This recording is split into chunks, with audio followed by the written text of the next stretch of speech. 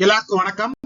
இந்த வீடியோல டிசம்பர் 17, 2025 அன்னைக்கு பிசினஸ் நியூஸ் பேப்பர்ஸ்ல வந்த முக்கியமான பொருளாதாரம் மற்றும் முதலீடு சார்ந்த செய்திகளோட ஒரு சம்மரி தான் நம்ம பார்க்க போறோம். இன்னைக்கு நிப்டி 50 நெகட்டிவ் பர்ஃபார்மன்ஸ் தான் கொடுத்திருக்கு. ஒரு 41 பாயிண்ட் வந்து கரெக்ட் ஆகி இன்னைக்கு மார்க்கெட் வந்து க்ளோஸ் ஆயிருக்கு. அதே சமயத்துல கோல்டு வந்து லைட்டா வந்து ஏறி இருக்கு. சென்னையில ஆபரண தங்கம் கிராமுக்கு 50 ரூபாய் ஏறி 12,400 ரூபாய் அப்படிங்கிற ரேஞ்சில் வந்து சேல் ஆயிட்டு இருக்கு.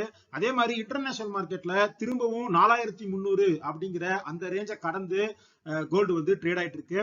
அதே மாதிரி சில்வர் பாத்தீங்க அப்படின்னா 3.8% வந்து அப்பா இருக்கு. சில்வருமே வந்து கடந்த ஒரு வாரமா பயங்கரமா வந்து ஏறிட்டு இருக்கு. ஆனா நம்ம வீடியோஸ்ல நம்ம பேசியிருக்கோம், கோல்டு பீஸ் தான் வந்து நான் வந்து அக்குமுலேட் பண்ணிட்டு இருக்கேன். சில்வர்ல நான் வந்து பெருசா இன்வெஸ்ட்மெண்ட் பண்ணதில்லை.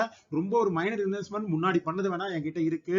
இப்ப நான் பண்ணாததுக்கான காரணம் என்ன அப்படின்னா, சில்வர் அப்படிங்கிறது எப்பவுமே கொஞ்சம் கோல்டை விட கம்பேர் பண்ணும்போது வாலட்டிலிட்டி ரொம்ப அதிகமா இருக்கிற ஒரு ஸ்பேஸ். அது மட்டும் இல்லாம இந்தியால லிஸ்டா இருக்கிற சில்வர் இடிஎஃபோட ட்ராக்கிங் எரர் அப்படிங்கிறது கொஞ்சம் அதிகமாவே இருக்கு. ஒரு மாசத்துக்கு முன்னாடி இதே மாதிரி சில்வர் வந்து பயங்கர ரேலி கொடுத்து பிசிக்கல் சில்வருக்கு பயங்கரமான டிமாண்ட்லாம் வந்ததா வந்து நியூஸ் வந்தது. அதுக்கப்புறம் சில்வரோட பிரைஸ் கிராஷ் ஆக ஆரம்பிச்சப்ப நிறைய பேருக்கு வந்து லாஸ் வந்து அதுல இருந்தது. ஸோ அதனாலதான் சில்வர் வந்து ரொம்ப வாலட்டிலிட்டியா இருக்கிற ஒரு அசெட். ரொம்ப ரிஸ்கா நம்ம வந்து பண்ணலாம் அப்படின்னு நினைக்கிறவங்களுக்கான ஒரு அசெட் தான் வந்து சில்வர். அதே சமயத்துல கோல்டு அப்படிங்கிறது அப்படி கிடையாது. ஏன்னா கோல்டுக்கு ஒரு பேஸ் பிரைஸ் அப்படிங்கிறது செட் ஆயிடுச்சு அப்படின்னா அதுக்கு கீழே கோல்டு வரதுக்கான சான்சஸ் அப்படிங்கிறது ரொம்ப ரொம்ப கம்மி. அதுவும் இப்ப இருக்கிற எக்கனாமிக்கல் சிச்சுவேஷன்ல கோல்டு வந்து ஒரு சேஃபஸ்ட் அசெட்டா இருக்கிறதுனால நான் வந்து கோல்டு பீஸை கன்சிடர் பண்றேன். அதே சமயத்துல சில்வர் பீஸை வந்து அந்த அளவுக்கு வந்து நான் வந்து கன்சிடர் பண்றது இல்ல. அடுத்து வேர்ல்டு பாலிடிக்ஸ்ல ஒரு டெவலப்மெண்ட் நடந்திருக்கு. என்ன அப்படின்னா, இந்த ரஷ்யாவுக்கும் உக்ரைனுக்குமான பீஸ் டீல வந்து அமெரிக்கா வந்து ஒர்க் பண்ணிட்டு இருந்தாங்க. சோ அது ரிலேட்டடா உக்ரைனோட பிரசிடென்ட் பேசும்போது என்ன சொல்லியிருக்காரு அப்படின்னா, அந்த டீல் இன்னும் 2-3 நாள்ல ஃபைனலைஸ் ஆயிடும் அப்படிங்கிற மாதிரி வந்து அவர் வந்து அப்டேட் பண்ணியிருக்காரு. அதே சமயத்துல அமெரிக்கால இருந்து வர ரிப்போர்ட்ஸ்ல என்ன வருது அப்படின்னா, இந்த பீஸ் டீல புட்டின் வந்து ஒத்துக்கல, ரிஜெக்ட் பண்ணிட்டாரு அப்படின்னா ரஷ்யா மேல ஆல்ரெடி போட்டிருக்க சாங்ஷன்ஸ் தாண்டி புதுசா நிறைய சாங்ஷன்ஸ் வந்து போடுவோம் அப்படிங்கிற மாதிரி அமெரிக்கா வந்து ரெடி பண்ணிட்டு இருக்காங்க அப்படிங்கிற மாதிரி வந்து நியூஸ் வந்திருக்கு. சோ திரும்ப இந்த ரஷ்யாவுக்கும் உக்ரைனுக்குமான அந்த இஷ்யூ அப்படிங்கிறது நியூஸ்ல வர ஆரம்பிச்சிருக்கு. இந்த பீஸ் டீல் எப்படி போகுது, ரஷ்யா வந்து ஒத்துக்கிறாங்களா இல்லைன்னா யூஎஸ் வந்து அதுக்கு எப்படி ரிட்டாலியேட் பண்ணுது அப்படிங்கறத பொறுத்து மார்க்கெட்டோட ரியாக்ஷன்ஸ் கொஞ்சம் வாலடைல் ஆகிறதுக்கான சான்ஸ் வந்து இருக்கு. அடுத்து பேங்கிங் சைட்ல ஒரு அப்டேட் என்ன அப்படின்னா, எப்படி ஃபெட்டோட ரேட் கட் வந்து ரொம்ப முக்கியமோ அதே மாதிரி வேர்ல்ட்ல இருக்கிற எல்லா மார்க்கெட்டுக்கும் இன்னொரு பேங்கோட இன்ட்ரெஸ்ட் ரேட் சைக்கிள் அப்படிங்கிறது ரொம்ப முக்கியம். அது வந்து பேங்க் ஆஃப் ஜப்பான். ஏன்னா ரொம்ப நாளா பேங்க் ஆஃப் ஜப்பான் அவங்களோட இன்ட்ரெஸ்ட் ரேட்டை வந்து ஜீரோலயே வச்சிருந்தாங்க. சோ அது அவங்க கிட்ட கடன் வாங்கி தான் எல்லா எஃப்ஐஐஸ் பெரிய பெரிய இன்வெஸ்டர்ஸ் எல்லாருமே வந்து வேர்ல்டு மார்க்கெட்ல வந்து இன்வெஸ்ட் பண்ணியிருந்தாங்க. சோ அதுக்கு வந்து என் கேரி ட்ரேட் அப்படிங்கிற பேர் இருக்கு. சோ முன்னாடி ஒரு 2-3 மாசத்துக்கு முன்னாடி போட்ட ஒரு வீடியோல வந்து அந்த என் கேரி ட்ரேட்னா என்ன அப்படிங்கறத வந்து டீடைலா வந்து எக்ஸ்பிளைன் பண்ணியிருப்போம். சோ இப்போ 0% இன்ட்ரெஸ்ட் ரேட்ல ரொம்ப நாளா இருந்த ஜப்பான் வந்து அதுக்கப்புறம் 2 தடவை வந்து இன்ட்ரெஸ்ட் ரேட்டை ரைஸ் பண்ணிட்டாங்க. ரைஸ் பண்ணி 0.5% அப்படின்னு இருக்காங்க. இந்த வாரம் ஃப்ரைடே அந்த பேங்கோட மீட்டிங் வந்து இருக்கு. சோ அதுல இன்னொரு 0.25 வந்து அவங்க ஏத்துறதுக்கான சான்ஸ் இருக்கு. 30 வருஷத்துல இல்லாத அளவுக்கு ஜப்பானோட இன்ட்ரெஸ்ட் ரேட் அப்படிங்கிறது 0.75% போறதுக்கான சான்ஸ் இருக்கு அப்படிங்கிற மாதிரி வந்து நியூஸ் வந்து வந்திருக்கு. சோ இதோட இம்ப்ளிகேஷன்ஸ் என்னவா இருக்கும் அப்படின்னா, இன்ட்ரெஸ்ட் ரேட் 0.75 வந்துருச்சு அப்படின்னா யார் யாரெல்லாம் இந்த என்கேரி ட்ரேட் மூலமா வந்து இன்வெஸ்ட் பண்ணிருக்காங்களோ அவங்க எல்லாம் அந்த இன்வெஸ்ட்மெண்ட்ஸை வெளியெடுக்க ட்ரை பண்ணுவாங்க. அப்படிங்கிறதுனால மார்க்கெட்ஸ் கொஞ்சம் வாலடைல் ஆகிறதுக்கு சான்ஸ் இருக்கு. So Friday Bank of Japan என்ன பண்ணுது, அதுக்கப்புறம் அதோட இம்ப்ளிகேஷன்ஸ் வந்து மார்க்கெட்ல எப்படி ரியாக்ட் பண்ணுது அப்படிங்கிறத நாம வந்து பொறுத்து தான் பார்க்கணும். அதே மாதிரி இந்தியாவோட ருபி நேத்து க்ளோசிங்ல ருபி வந்து ஒரு ஆல் டைம் லோ அடிச்சு 91 ரூபாயை கடந்து வந்து க்ளோசிங் வச்சது. ஆனா இன்னைக்கு கொஞ்சம் வந்து கெயின் ஆயிருக்கு. 90.41 அப்படிங்கிற லெவல்ல வந்து இந்தியன் ருபி வந்து க்ளோஸ் ஆயிருக்கு. சோ இந்தியன் ருபி இந்த அளவுக்கு கரெக்ட் ஆகிறதுக்கான காரணம், முக்கியமான காரணம் என்னவா சொல்லியிருக்காங்க அப்படின்னா, எஃப்ஐஐஸோட செல்லிங் தான். எஃப்ஐஐஸ் வந்து ஐடி அண்ட் எஃப்எம்சிஜி இந்த 2 செக்டர்ல பயங்கரமா வந்து சேல் பண்ணியிருக்காங்க அப்படிங்கிற மாதிரி சொல்லியிருக்காங்க. அதே சமயத்துல டெலிகாம்ல மட்டும்தான் அவங்க கொஞ்சம் வந்து பை பண்ணியிருக்காங்க. அந்த செக்டர்ல மட்டும் தான் அவங்க பையிங் சைடு இருக்காங்க அப்படிங்கிற மாதிரி சொல்லியிருக்காங்க.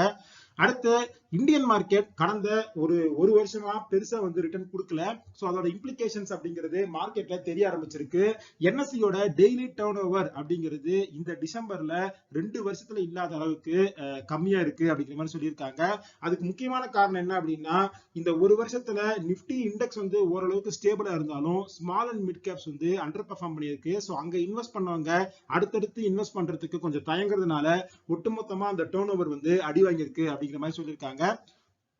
இன்னைக்கு செபியோட மீட்டிங் வந்து இருக்கு. சோ இந்த மீட்டிங் முடிச்சதுக்கு அப்புறம் அவங்க மியூச்சுவல் ஃபண்டோட ஃபீ ஸ்ட்ரக்சர்ல என்ன மாதிரியான சேஞ்சஸ் வந்து கொண்டு வராங்க, ஸ்டாக் புரோக்கர் ரூல்ஸ்ல வந்து எந்த மாதிரியான சேஞ்ச் கொண்டு வராங்க அப்படிங்கறத பத்தி நாளைக்கு வீடியோல வந்து நம்ம பார்க்கலாம்.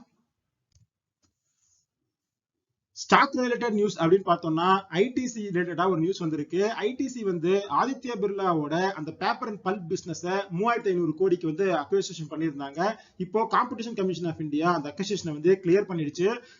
சோ ஐடிசி வந்து இன்னைக்குமே வந்து கொஞ்சம் பிரஷர்ல தான் இருந்தது. 400 ரூபாயை பிரீச் பண்ணி 399.8 அப்படிங்கிற லெவல வந்து க்ளோஸ் பண்ணிருக்காங்க. நான் பர்சனலா ஐடிசில இன்வெஸ்ட் பண்ணிருக்கேன். இன்னைக்குமே ஐடிசி வந்து கொஞ்சமா வந்து கன்சிடர் பண்ணேன். இது வந்து 1 இயரா கொஞ்சம் நெகட்டிவ் ரிட்டர்ன் கொடுக்குற ஸ்டாக் தான். எஃப்எம்சிஜி செக்டரே வந்து 1 இயரா வந்து பிரஷர்ல தான் இருக்கு. அதுல ஐடிசி வந்து பயங்கர பிரஷர்ல தான் இருக்கு. 1 இயரா வந்து ஒரு 20% கிட்ட வந்து ஐடிசி வந்து கரெக்டா இருக்கு. பட் லாங் டர்மா ஒரு 10 வருஷம் 15 வருஷம் அப்படிங்கிற ஒரு விதத்திலையும் டிவிடெண்ட் வந்து ஓரளவுக்கு அவங்க கொடுக்குறாங்க அப்படிங்கிற விதத்திலையும் வந்து நான் அதுல பர்சனலா இன்வெஸ்ட் பண்ணியிருக்கேன். பட் growth அப்படிங்கிறது சிங்கிள் டிஜிட் தான் இருக்கு அப்படிங்கிறது ஐடிசி பொறுத்த வரைக்கும் ஒரு ஒரியிங் சைன் தான். அடுத்து கவர்மெண்ட் நிறைய பேங்க்ஸ்ல வந்து அவங்களோட ஸ்டேக் வந்து டைல்யூட் பண்ணிட்டே இருக்காங்க அப்படிங்கறத நம்ம வீடியோஸ்ல பார்த்துட்டே இருக்கோம். இப்போ இந்தியன் ஓவர்சீஸ் பேங்க்ல அவங்களோட ஸ்டேக்ல 3% ஸ்டேக்கை வந்து சேல் பண்ண போறாங்க அப்படிங்கிற மாதிரி அனௌன்ஸ் பண்ணிருக்காங்க. இந்த நியூஸ்னால இன்னைக்கு இந்தியன் ஓவர்சீஸ் பேங்க் 6% கிட்ட வந்து கரெக்டா இருக்கு. ஐசிஐசிஐ பிரெடென்ஷியல் ஐபிஓ இந்த ஐபிஓ வந்து பயங்கரமா வந்து சப்ஸ்கிரைப் ஆயிருக்கு. ரீட்டைல் சப்ஸ்கிரிப்ஷன் வந்து கொஞ்சம் மியூட்டடா தான் இருக்கு 2.53 அப்படிங்கிற லெவல்ல. ஆனா QIB அப்படின்னு சொல்லப்படுற பேங்க்ஸ் அப்புறம் வந்து மியூச்சுவல் ஃபண்ட்ஸ் இவங்க எல்லாருமே சேர்ந்து 123 டைம்ஸ் வந்து இந்த ஐபிஓ வந்து சப்ஸ்கிரைப் பண்ணிருக்காங்க. சோ இதனால இது 4வது பெரிய ஐபிஓ சப்ஸ்கிரைப் ஆன ஒரு ஐபிஓவா வந்து வந்திருக்கு. நம்ம வீடியோல இந்த ஐசிஐசிஐ பிரெடென்ஷியல் ஏஎம்சி வந்து கொஞ்சம் ஓவர் வேல்யூட்ல இருக்கு அப்படிங்கிற மாதிரி சொல்லியிருப்போம். இருந்தாலும் இந்த அளவுக்கு சப்ஸ்கிரைப் பண்ணதுக்கான காரணம் அப்படிங்கிறது மியூச்சுவல் ஃபண்ட்ஸ் வந்து இதுல சப்ஸ்கிரைப் பண்ணதான். அடுத்து எஃப்ஐஐ செல்லிங் பண்ணிட்டே இருக்காங்க அப்படிங்கிற டேட்டா வந்து வந்திருந்தது. சோ அதை பார்த்தோம் அப்படின்னா இந்த டிசம்பர்ல ஒரே ஒரு நாள் டிசம்பர் 4ஆம் தேதி மட்டும்தான் எஃப்ஐஐஸ் கொஞ்சமா பை பண்ணியிருக்காங்க. மத்த எல்லா நாள்லயுமே செல் தான் பண்ணியிருக்காங்க. ஆவரேஜா 2000 கோடி ஒரு நாள் வந்து மார்க்கெட்ல வித்திருக்காங்க. அதுல அதிகபட்சமா டிசம்பர் 9ஆம் தேதி 5000 கோடி கிட்ட மார்க்கெட்ல எஃப்ஐ சேல் பண்ணிருக்காங்க அப்படிங்கிற மாதிரி வந்து அப்டேட் பண்ணிருக்காங்க. அடுத்து இண்டஸ்இண்ட் பேங்க் பத்தி ஒரு அப்டேட் வந்திருக்கு. இண்டஸ்இண்ட் பேங்க்ல இந்த அக்கௌண்டிங் இஷ்யூஸ் வந்ததுக்கு அப்புறம் ஆர்பிஐ வந்து இந்த ப்ரமோட்டர் ஹோல்டிங்கை கொஞ்சம் கண்ட்ரோல்ல வைக்கணும் அப்படிங்கிற மாதிரி வந்து ஒர்க் பண்ணிட்டு இருக்காங்க. சோ அதனால HDFC அண்ட் LIC இந்த 2 பேருமே இண்டஸ்இண்ட் பேங்க்ல அவங்களோட ஸ்டேக்கை இன்க்ரீஸ் பண்றதுக்கு ஆர்பிஐ வந்து அப்ரூவல் கொடுத்திருக்காங்க அப்படிங்கிற மாதிரி வந்து நியூஸ் வந்திருக்கு. அடுத்து நம்ம நேத்து வீடியோல ஓலாவோட ஃபவுண்டர் வந்து அவங்களோட ஸ்டேக்ல ஒரு மைனர் ஸ்டேக்கை வந்து வித்திருந்தாரு அப்படிங்கிற மாதிரி சொல்லியிருந்தோம். அதுக்கான காரணம் என்ன அப்படிங்கறத வந்து சொல்லியிருக்காங்க. அவரோட கடனை வந்து ரீஃபைனான்ஸ் பண்ணி 220 கோடி அடைக்கிறதுக்காக தான் வந்து அந்த சேல் வந்து நடந்திருக்கு அப்படிங்கிற மாதிரி அப்டேட் பண்ணியிருந்தாங்க. இன்னைக்குமே இந்த ஷேர் வந்து 4% கரெக்ட் ஆகி 32 ரூபாய் அப்படிங்கிற ரேஞ்சில் இருக்கு. ஸோ இது வந்து ரொம்ப ஒரு பிரஷர்ல இருக்கிற ஸ்டாக், எந்த growth ப்ராஸ்பெக்ட்ஸுமே இல்லாத ஒரு ஸ்டாக்கா தான் வந்து இந்த ஓலா வந்து இருக்கு. அடுத்து இன்டர்நேஷனல் லெவல்ல ஆட்டோமொபைல் செக்டர்ல 2-3 அப்டேட் இருக்கு. நாம நேத்து வீடியோயே பார்த்தோம், ஜிஎஸ்டி ரேட் கட்டுக்கு அப்புறம் இன்டர்னல் கம்பஷன் இன்ஜின் அப்படின்னு சொல்லப்படுற ஐசி வெஹிக்கிள்ஸோட சேல்ஸ் வந்து பிக்கப் ஆயிடுச்சு. ஸோ அதனால இந்தியாலுமே இவி சேல்ஸ் வந்து கொஞ்சம் ஸ்லோ டவுன் ஆயிருக்கு அப்படின்னு. அதே மாதிரி யூரோப்பியன் யூனியன் வந்து ஃபுல்லா இந்த கம்பஷன் இன்ஜின்ஸ் வந்து பேன் பண்ண போறோம் அப்படிங்கிற மாதிரி ஒரு பிளான் வந்து வச்சிருந்தாங்க. இப்போ என்ன சொல்லியிருக்காங்க அப்படின்னா இவி ரோல் அவுட்ல வந்து கொஞ்சம் ஃபெயிலியர் இருக்கு. ஸோ அதனால அந்த பேன் பிளானை வந்து நாங்க டிராப் பண்றோம் அப்படிங்கிற மாதிரி வந்து அவங்க அப்டேட் பண்ணியிருக்காங்க. அதே மாதிரி யூஎஸ்ல இவி சேல்ஸ்க்கு வந்து இன்சென்டிவ்ஸ் வந்து கவர்மெண்ட் கொடுத்துட்டு இருந்தாங்க. இப்போ அதை வந்து வித்ட்ரா பண்ணிக்கிறோம் அப்படிங்கிற மாதிரி சொல்லிட்டாங்க. ஸோ அதனாலயுமே யூஎஸ்லயுமே இவி சேல்ஸ் அப்படிங்கிறது நவம்பர்ல டிராப் ஆயிருக்கு.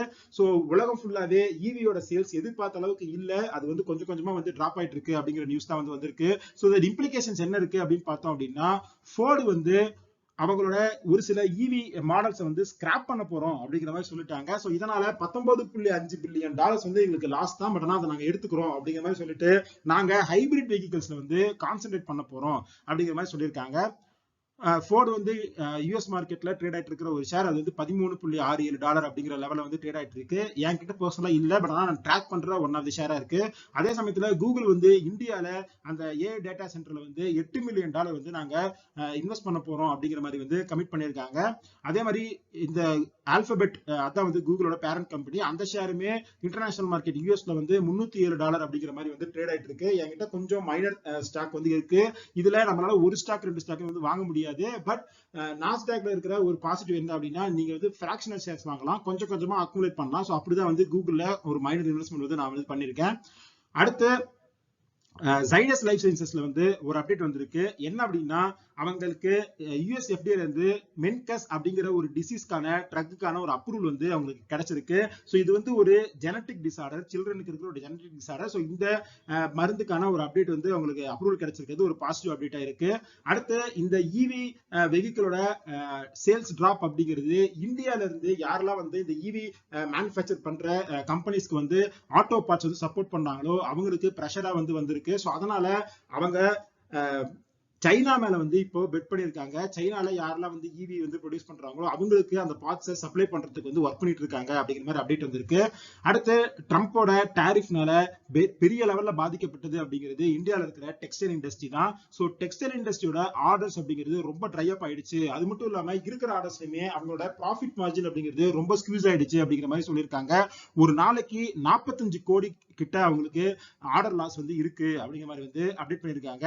அடுத்து டிசிஎஸ் வந்து ஒரு பெரிய டீல் வந்து முடிச்சிருக்காங்க. டெலிபோனிகா யூகே அப்படிங்கிற ஒரு கம்பெனி கூட $1 பில்லியன் ஒரு டீலை வந்து அவங்க முடிச்சிருக்காங்க. ஸோ 2 வருஷத்துல இல்லாத அளவுக்கு ஒரு பெரிய டீல் இப்பதான் வந்து டிசிஎஸ் சைன் பண்ணியிருக்காங்க. ஸோ இது வந்து ஒரு டிசிஎஸ்க்கு வந்து ஒரு பாசிட்டிவ் நியூஸா இருக்கு.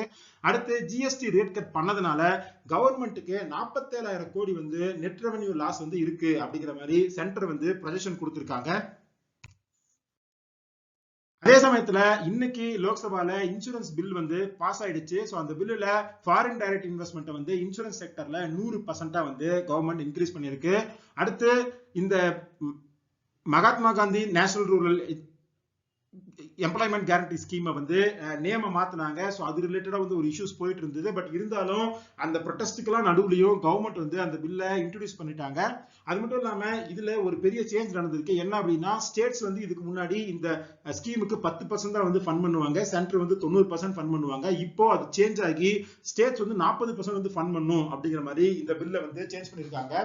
அடுத்து பென்ஷன் ரிலேட்டட்ல ஒரு அப்டேட் வந்திருக்கு. என்ன அப்படின்னா, பென்ஷனோட ரெகுலேட்டரி அத்தாரிட்டி வந்து நம்ம கிட்ட இருக்கிற பென்ஷன் சேவிங்ஸ்க்கு எகெயின்ஸ்டா வந்து லோன் வாங்குறத அலோவ் பண்ணிருக்காங்க. சோ அது எப்படி, என்ன டீடைல்ஸ் அப்படிங்கறத பத்தி இன்னும் அவங்க சொல்லல. சோ சொன்னதுக்கு அப்புறம் அதை வந்து ஸ்டடி பண்ணிட்டு நான் தனியா ஒரு வீடியோ போடுறதுக்கு டைப் பண்றேன்.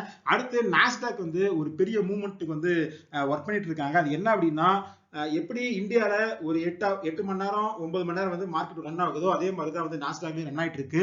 ஆனா இப்போ 24 மணி நேரமும் வாரத்துல 5 நாள் டெய்லி 24 மணி நேரம் வந்து மார்க்கெட் ரன் ஆகிறதுக்கான ஒர்க் வந்து நாஸ்டாக் வந்து ஸ்டார்ட் பண்ணிருக்காங்க அப்படின்னு வந்து ரிப்போர்ட் வந்திருக்கு. பட் ஆனா அதுக்கு அங்க இருக்க பேங்க்ஸ் வந்து கொஞ்சம் ஹெசிடேட்டா இருக்காங்க அப்படிங்கிற மாதிரி வந்து சொல்லியிருக்காங்க. அடுத்த எஃப்ஐஎஸ் வந்து எங்கெல்லாம் வந்து சேல் பண்ணிருக்காங்க அப்படிங்கிறத நம்ம பார்த்தோம். இப்போ இந்தியாவில் இருக்கிற மியூச்சுவல் ஃபண்ட்ஸ் நவம்பர்ல என்ன பண்ணிருக்காங்க அப்படின்னு பார்த்தோம்னா, அவங்க பேங்க்ஸையும் என்பிஎஃப்சிசி கொஞ்சம் ஆட் பண்ணிருக்காங்க. அது மட்டும் இல்லாம ஒரு சில ஐடி கம்பெனிஸ்ல அவங்களோட இன்வெஸ்ட்மெண்ட் வந்து பண்ணிருக்காங்க. அதே சமயத்துல இந்தியால பெருசா வந்து ரிட்டர்ன் இல்ல, small cap and mid cap வந்து பிரஷர் இருக்கு அப்படிங்கிறதுனால இந்தியால இருக்கிற இன்வெஸ்டர்ஸ் வந்து அப்ராட்ல இன்வெஸ்ட் பண்றது அப்படிங்கிறது இன்க்ரீஸ் ஆயிருக்கு. ஆர்பிஐ டேட்டா படி என்ன சொல்லியிருக்காங்க அப்படின்னா, $1.6 பில்லியன் இந்த வருஷம் இப்ப வரைக்கும் இந்தியன் இன்வெஸ்டர்ஸ் வந்து ஃபாரின் அசெட்ஸ்ல வந்து இன்வெஸ்ட் பண்ணிருக்காங்க அப்படிங்கிற மாதிரி சொல்லியிருக்காங்க. அடுத்து இந்தியன் மார்க்கெட்ல செக்டாரல் அண்ட் தீமேட்டிக் ஃபண்ட் அப்படின்னு ஒன்று இருக்கு. அதாவது என்னன்னா, ஒரு குறிப்பிட்ட செக்டர்ல மட்டும் இன்வெஸ்ட் பண்ற மியூச்சுவல் ஃபண்ட்ஸ். இப்போ ஐடினா ஐடில மட்டும் அவங்க பண்ணுவாங்க, மெட்டீரியல்னா அந்த மெட்டீரியல் மட்டும் பண்ணுவாங்க அப்படிங்கிற மாதிரி ஃபண்ட்ஸ். ஸோ அவங்க நிஃப்டி 50 பீட் பண்ண 1 இயர்லயும் கஷ்டப்பட்டிருக்காங்க, 3 இயர்லயும் கஷ்டப்பட்டிருக்காங்க. ஸோ இந்த மாதிரி ஸ்பெசிஃபிக்கா மியூச்சுவல் ஃபண்ட்ஸ்ல இன்வெஸ்ட் பண்றதுக்கு முன்னாடி அதோட ஹிஸ்டரி என்ன, அதோட பர்ஃபார்மன்ஸ் எப்படி இருக்கும், அவங்க எந்த ஸ்டாக்லாம் வந்து இன்வெஸ்ட் பண்ணிருக்காங்க அப்படிங்கறத ஸ்டடி பண்ணிட்டு அதுக்கப்புறம் இன்வெஸ்ட் பண்ணும் அப்படிங்கிறது தான் இதுல இருந்து நம்ம தெரிஞ்சுக்க வேண்டிய விஷயம். அடுத்து ஆப்பிள் எக்ஸ்போர்ட்ஸ், இந்தியால இருந்து ஆப்பிள் எக்ஸ்போர்ட்ஸ் அப்படிங்கிறது வளர்ந்துட்டே இருக்கு. இப்ப நவம்பர்ல $2 பில்லியன் அப்படிங்கிற அந்த ரெக்கார்ட் வேல்யூ வந்து அடைஞ்சிருக்கு அப்படிங்கிற மாதிரி அப்டேட் பண்ணிருக்காங்க. அடுத்து மார்க்கெட்ல ஐபிஓ வர்றது வரிசையா வந்துட்டே இருக்கு. இப்ப திரும்ப செபி வந்து ஒரு 7 ஐபிஓக்கு வந்து அப்ரூவ் கொடுத்திருக்காங்க. அதோட ஒட்டுமொத்த ஒர்த் வந்து 6000 கோடி அப்படிங்கிற மாதிரி சொல்லியிருக்காங்க. சோ இதெல்லாம் தான் இன்னைக்கு பிசினஸ் நியூஸ் பேப்பர்ஸ்ல வந்த முக்கியமான பொருளாதாரம் மற்றும் முதலீடு சார்ந்த செய்திகள். இந்த வீடியோ பிடிச்சிருந்தா லைக் பண்ணுங்க, நம்ம சேனலை சப்ஸ்கிரைப் பண்ணுங்க. இந்த வீடியோல நம்ம டிஸ்கஸ் பண்ண எல்லா விஷயங்களுமே ஒரு இன்ஃபர்மேட்டிவ் பர்பஸ்க்கு தான். நீங்க பர்சனலா இன்வெஸ்ட் பண்றதுக்கு முன்னாடி ரிசர்ச் பண்ணிட்டு இல்ல செபி ரிசர்ச் செக் பண்ணிட்டு அதுக்கப்புறம் வந்து இன்வெஸ்ட் பண்ணுங்க. இதே மாதிரி இன்னொரு வீடியோ உங்களை மீட் பண்றேன். அது வரைக்கும் நன்றி, வணக்கம்.